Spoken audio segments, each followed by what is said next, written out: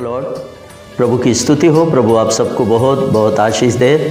परमेश्वर का अनुग्रह है हम सबके साथ में बना रहे। आमीन। हमारे पिता परमेश्वर और प्रभु यीशु मसीह और पवित्र आत्मा की सुसंगति हम सबके साथ में बना रहे। आमीन। प्रभु आप सबको आशीष दे। आइए मेरे प्रियो, आज फिर एक अध्ययन के द्वारा हम परमेश्वर के चरणों में बैठकर हम कुछ बातें आज हम लोग सीखेंगे। मेरे प्रियो, सबोपदेशक की किताब उसका 11 अध्याय और उसका 10वां पद जो आखिरी पद है, हम उससे निकलकर फिर 12 अध्याय के 8वें पद तक हम लोग कुछ बातों को आज स्मरण करेंगे। मेरे प्रियो, राजा सुलेमान जो बुद्धिमान कहलाता है और वो एक उपदेशक भी है और एक ज्ञानी पुरुष है, जिसके विषय में परमेश्वर ने गवाही दी है, इस पृथ्वी पर ना तो तेरे जैसा कोई बुद्धिमान अब होगा ना और पैदा होगा। तो वो एक बुद्धिमान व्यक्ति है और उपदेशक भी है। तो उसने मानवता के विषय में कुछ ऐसे बातें कह गए कि सचमुच ही मनुष्य का जीवन जो है वो व्यर्थ और व्यर्थ ही है। इस सूरज के नीचे, इस धरती के ऊपर में मानवता के लिए जो बातें व्यर्थ है, उसने बारंबार उन बातों को व्यर्थ करके कहा है। मेरे प्रियो, हम देखते हैं 11 और उसके 10 पद में भी वो कहता है, अपने मन से खेद और अपनी देह से दुख दूर कर, क्योंकि लड़कपन और जवानी दोनों भी व्यर्थ है। आमीन, हालेलुया। तो अब ये व्यर्थ बात क्यों कह रहे हैं उपदेशक, हम इस पर ध्यान देंगे। आप अगर फिर से 12 अध्याय का अगर 8 पद को भी अगर आप देखा तो वहाँ पर भी राजा सुलेमान ने और एक बार इसी बात को दोहराया और कहा, उपदेशक कहता है सब व्यर्थ ही व्यर्थ है, सब कुछ व्यर्थ है। आमीन।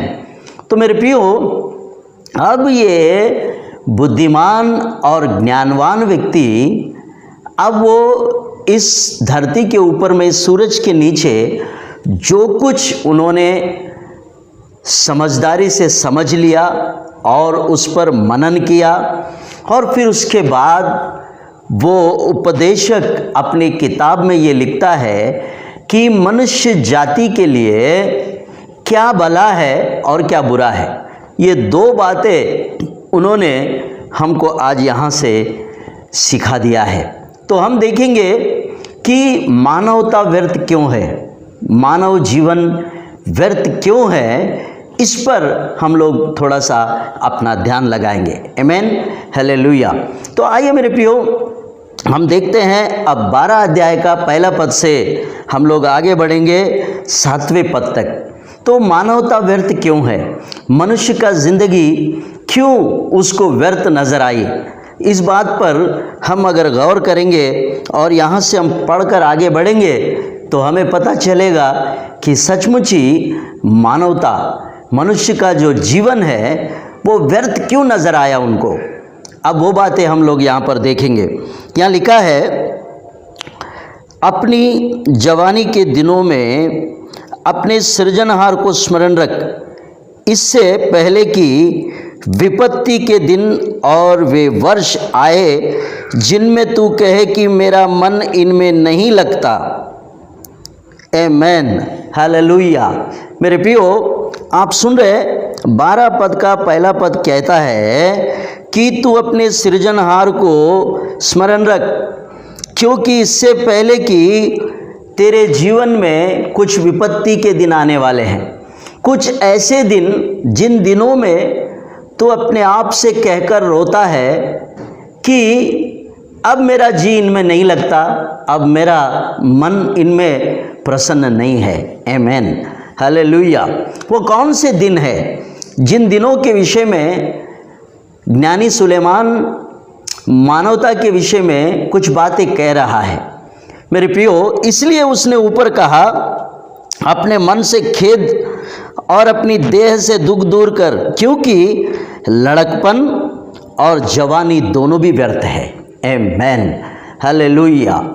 अब दोनों भी व्यर्थ है, तो वो कहने की बात यह है कि तू सिर्फ अपने सृजनहार को स्मरण रख, बस इसी में तेरी भलाई है। क्योंकि अब तेरे जीवन में कुछ ऐसे अंधकार के दिन आने वाले हैं, कुछ ऐसे विपत्ति के दिन आने वाले हैं कि जिनमें तेरा मन नहीं लगता और तू अपने आप को तू कोसता है कि अब मुझे कुछ अच्छा नहीं लगता।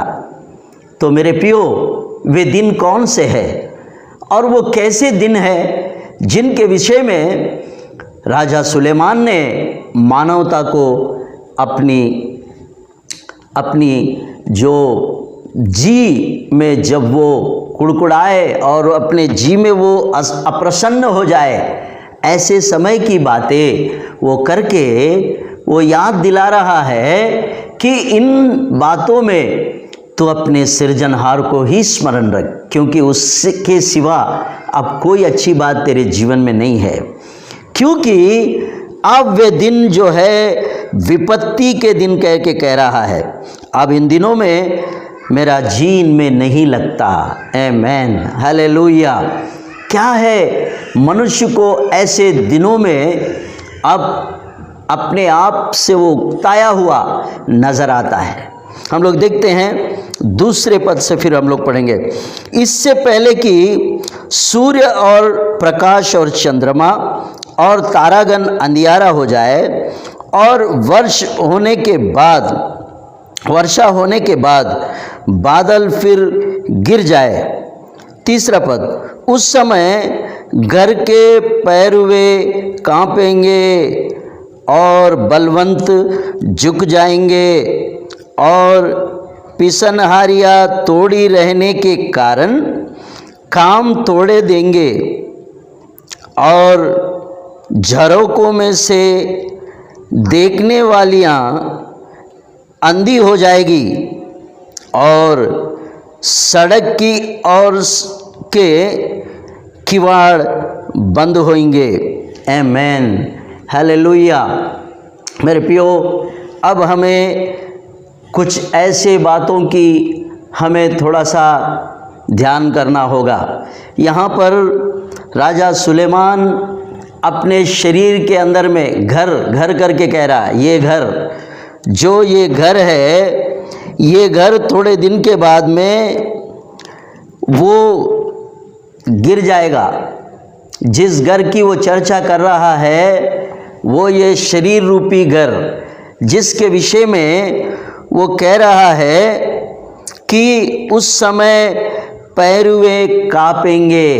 पैरुए, मेरे प्रियो, अब एक एक बात पर अगर आप गौर करेंगे तो मानवता का जो शरीर है और मनुष्य कब वो धीरे धीरे ढलने लगेगा और वो गिरता जाएगा और उसमें उसका जी अब नहीं लगेगा, उसमें उसका मन नहीं लगेगा। ऐसी बातें राजा सुलेमान यहाँ पर कह रहे हैं। मेरे प्रियो, यहाँ पर घर की चर्चा हो रही है। तीसरा पद में, उस समय घर के पैरुए कांपेंगे। आमेन, हालेलुया। इस बात पर ध्यान दे, घर के पैरुए। मेरे प्रियो, ये घर जो ये जो घर है, जिसके विषय में राजा सुलेमान बड़े अद्भुत तरीके से बातें कर रहा है। वो कह रहा है घर के पैरुए कांपेंगे। वो समय होगा जब आपके हाथ पांव कांपने लगेंगे, यानी बल घट जाएगा, आपका शरीर गिरता हुआ रहेगा, तब पैरुए आप कांपेंगे, ऐसा लिखा है। और बलवंत झुक जाएंगे, आपकी कमर झुक जाएगी और पिसनहारियाँ थोड़ी रहने के कारण काम छोड़ देंगी। पिसनहारियाँ, आमेन, हालेलुया। पिसनहारियाँ, जिन दांतों से आप भली भांति चबाकर अच्छा भोजन आप करते थे, अच्छा खाते थे, अब वो नहीं रहेगा। अब पिसनहारियाँ जो है वो काम छोड़ देंगे, अब पीसना बंद हो जाएगा। आपके खाने के मज़े भी ख़त्म हो जाएंगे। यहाँ साफ लिखा है बलवंत झुक जाएंगे और पिसनहारियाँ थोड़ी रहने के कारण काम छोड़ देंगी और झरोकों में से देखने वालियाँ अंधी हो जाएंगी। आमीन, हालेलुया। झरोकों में से आपके आँखें जो आपके झरोके हैं उसमें से देखने वालियाँ अंधी हो जाएंगी। ये तब की बात है जब आपका शरीर झुक जाएगा, कांप जाएगा, पिसनहारियाँ काम करना बंद कर देंगे और झरोकों में से देखने वालियाँ अंधी हो जाएंगी। इसलिए ऊपर राजा सुलेमान ने कहा है कि इससे पहले कि विपत्ति के दिन और वे वर्ष आए जिनमें तू कहे कि मेरा मन इनमें नहीं लगता। आमीन, हालेलुया। इसलिए मेरे प्रियो, शायद राजा सुलेमान ने कहा कि जवानी और लड़कपन दोनों भी व्यर्थ है। अब मनुष्य का जीवन व्यर्थ तब नज़र आने लगा जब आपके घर में आपके पैरों में कांपने लग रहे हैं, आपके शरीर में अब आपका कमर झुकने लगा है, आपके दांत पीसना बंद कर दिए हैं, आपके झरोकों में से देखने वालियाँ जो है वो कमज़ोर पड़ गई और धीमी पड़ गई और आपको दिखना बंद हो जाएंगे। आमीन, हालेलुया। झरोकों में से देखने वालियाँ अंधी हो जाएगी। चौथा पद, और सड़क की ओर के किवाड़ बंद होंगे और चक्की पीसने का शब्द धीमा हो जाएगा और तड़के चिड़िए बोलते ही एक उड़ जाएगा। मेरे प्रियो, ये सब हमारे बुढ़ापे के विषय में इशारा कर रहे हैं। ये सब बातें यानी राजा सुलेमान मनुष्य की बुढ़ापे की, और जब ये सारी बातें आपके घर में काम करना बंद कर देंगी तब आप चिड़िया चौहकते से ही आप नींद से जाग उठेंगे। आपका मन आपके जीवन में अब नहीं लगता और आप इससे पछताएंगे। आमीन। फिर जो ऊंचा उससे भय खाया जाए और मार्ग में डरावनी वस्तुएं मानी जाएगी और बादाम का पेड़ फूलेगा और टिड्डी भी बारी लगने लगेगी और भूख बढ़ाने वाला फल कामना देगा, क्योंकि मनुष्य सदा के लिए अपने घर को जाएगा। आमीन। मेरे प्रियो, ये बुढ़ापे की हमारी आखिरी अंतिम बातें हैं जो राजा सुलेमान ने अनुभव किया, वो यहाँ बता रहे हैं। मेरे प्रियो, यहाँ लिखा है कि बादाम का पेड़ फूलेगा। इसका तात्पर्य ये है, हमारे जो सिर का जो बाल है वो अब पककर झड़ने लगेंगे। यानी बुढ़ापे में जो कुछ हमारे साथ में हो रहा है, ये सब बातें गुप्त रूप में और एक अलग ही रूप से सुलेमान ने बयां किया। मेरे प्रियो, और कहा है कि मनुष्य सदा बढ़ाने वाला, भूख बढ़ाने वाला फिर कामना देगा। यानी हमारे शरीर के अंदर की जो हमारी जो अवयव है, भूख बढ़ाने वाली जो बातें हैं वो भी बंद हो जाएगा। और उसके बाद सदा के घर को, क्योंकि मनुष्य अपने सदा के घर को जाएगा और रोने पीटने वाले सड़क पर फिरेंगे। उस समय चांदी का तार दो टुकड़े हो जाएगा और सोने का कटोरा टूटेगा और सोते के पास गड़ा फूटेगा और कुंड के पास राह टूट जाएगा।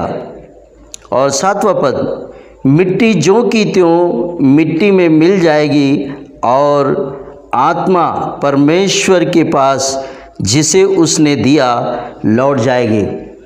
यानी ये सारी बातें जो है राजा सुलेमान ने मनुष्य के विषय में और मनुष्य के अंतिम बुढ़ापे के विषय की बातें यहाँ पर कही गई है। मेरे प्रियो, हमारे साथ मनुष्य के साथ में क्या क्या होगा उन्होंने स्पष्ट रूप से यहाँ पर बयां किया। और मेरे प्रियो, ये सारी बातें हमारे साथ में गुजरेगी, होगी, और तब आप कहेंगे कि ये सारी बातों में अब मेरा मन नहीं लगता, क्योंकि उन्होंने कहा है पहले ही, अपने मन से खेद और अपनी देह से दुख दूर कर, क्योंकि लड़कपन और जवानी दोनों भी व्यर्थ है।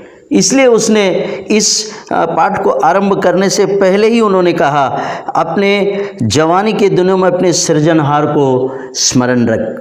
मेरे प्रियो, इस उपदेश का पहला और आखिरी शब्द जो है वो दोनों राजा सुलेमान ने बिल्कुल एक सा बताया। और इस किताब का आखिरी और अंतिम बात जो सुलेमान ने मनुष्य के लिए जो अच्छा है, अब मनुष्य का यानी कर्तव्य क्या है वो उन्होंने बताया।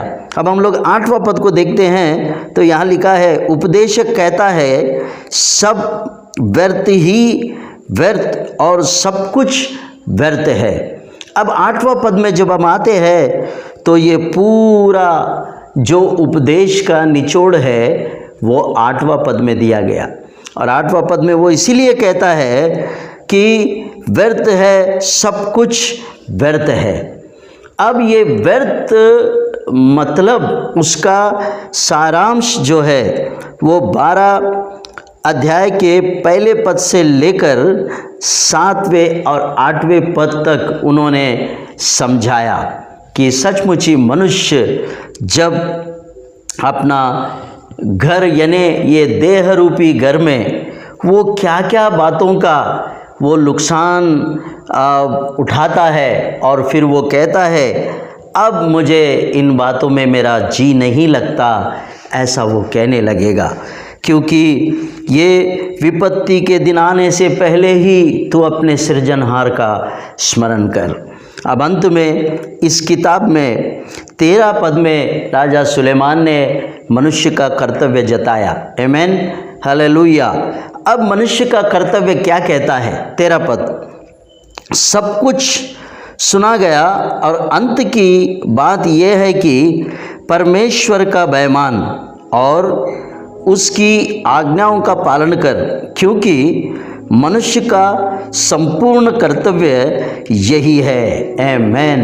मेरे प्रियो, इस किताब का आखिरी बात जो राजा सुलेमान आज हमें उपदेश दे रहे हैं, आज हमें अपना कर्तव्य समझा रहे हैं, अपना कर्तव्य हमें बता रहे हैं कि अब मनुष्य के लिए भलाई ये है, मनुष्य का कर्तव्य ये है कि वो अपने परमेश्वर का आज्ञा माने और परमेश्वर का भय रखे, ताकि मनुष्य अपना संपूर्ण कर्तव्य में वो पूरी रीति से परमेश्वर के साथ में बना रहे। आमीन, हालेलुया। तो मेरे प्रियो, इस पाठ से हमें आज ये सीख मिला है कि ये संसार में मनुष्य जो है वो जो कुछ भी करे वो सब कुछ उसके लिए व्यर्थ ही ठहराया गया है। परंतु अंत की बात यह है कि हम सर्वशक्तिमान परमेश्वर का भय माने और उसके आज्ञाओं का पालन करें और उसके संग चले, यही हमारे लिए संपूर्ण कर्तव्यदायक बात समझी जाती है।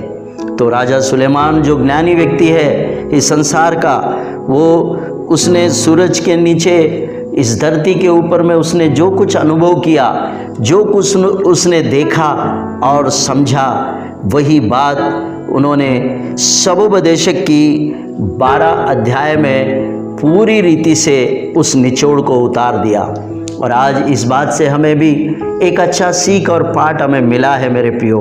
हमें अपनी व्यर्थता के इस जीवन को हमें परे रखकर हमें परमेश्वर की ओर आगे बढ़ना है और परमेश्वर के साथ में चलना है, परमेश्वर का भय मानना है और परमेश्वर की आज्ञाओं का पालन करना है, और यही हमारा सबसे उत्तम और अति उत्तम कर्तव्य होगा। तो मेरे प्रियो, इन बातों को